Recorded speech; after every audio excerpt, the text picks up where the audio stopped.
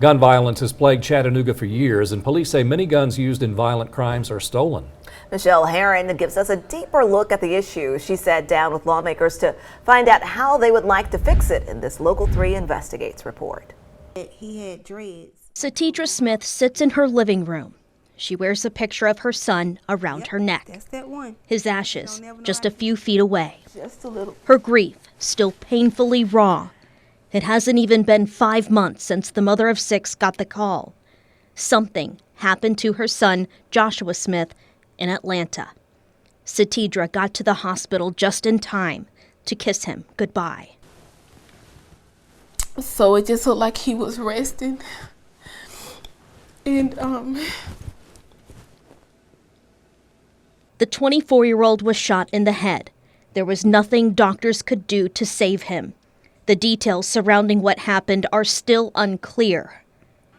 It's a type of pain Satidra has felt before, and a type of sadness she's carried for the last 8 years. If I would have known, if I could have prevented this. We first introduced you to Satidra in 2015, when her son Jordan Clark was killed in a drive-by shooting on Willow Street. I'm still expecting for him to call me to say, "Mama, I love you." Not only has she lost 2 of her 6 children to gun violence, she lost her grandfather too. He was shot to death during a gas station robbery in Chattanooga when she was 12. But her story doesn't stop there. Satidra was in her 20s when a 17-year-old neighbor dropped a gun and it accidentally discharged. The bullet is still lodged in her pelvis. Examples of what can happen if guns fall into the wrong hands.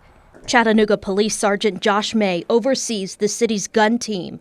He says data shows guns used in violent crimes in Chattanooga are often stolen. For the most part, these are going to be guns that are way away from the original purchaser. So whether they're stolen, reported stolen, that's the important thing, or not, that's usually what we see.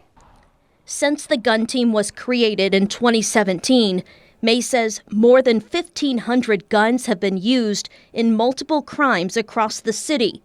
15% of those guns were reported stolen, a number May says is highly underreported. I would guesstimate that the actual number is probably upwhere around probably 60% is more accurate, but based on lack of serial number identification, reporting factors, we don't get all that information. Data shows 63% of guns stolen in Chattanooga come from vehicles.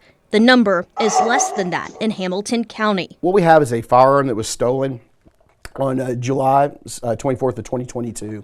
The call came in, it was stolen out of a vehicle. May showed us an example of what often happens after unsecured guns are stolen.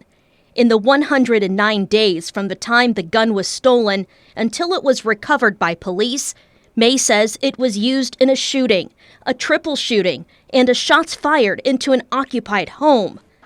Gun control has been a hot topic this legislative session. We wanted to know what representatives from our area thought about the issue of unsecured guns being stolen and used in violent crimes. Would you consider that a problem? I think stealing, period, is a problem. I fundamentally have a problem when people break into someone's car and steal, whether it's a woman's purse, their ID, their firearm. They get in the hands of young people who are at the behest of some adults. Some adults steal them, and they use them to aggravated assault and murders and things of this nature. While both agree on those stealing the weapons being a problem, they differ on gun control. Representative Greg Vital believes it's a gun owner's responsibility to store their weapons safely. He helped make these gun locks available to all Tennesseans for free. It's a simple cable with a lock with a 15-inch cable that goes into a locking format, and that would then lock the barrel and the trigger. But Representative Yusuf Hakeem would like to take it a step further. We have to either criminalize or make it some type of penalty for persons who leave those guns unsecured in cars. May believes there should be escalation penalties for repeat offenders. We see the same individual over and over again with firearms, 5, 7, 9 over a 3-year span. Especially those used in multiple events, it becomes troublesome. Satidra has been active in the local chapter of the gun control group Moms Demand Action since Jordan's murder. She also believes mental health plays a significant role in the issue and would like to see more done, which is why she started the Jordan's Light Foundation. The group aims to help heal those who have experienced trauma. And while the weight of her loss sometimes becomes too heavy, For me to do this interview with you right now, I don't know why I'm doing it.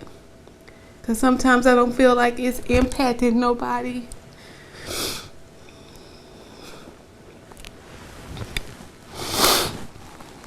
Satidra knows it's worth it if it keeps one more mother from experiencing the same type of loss. And that was Michelle Herron reporting. Find out where you can get a free gun lock inside our app.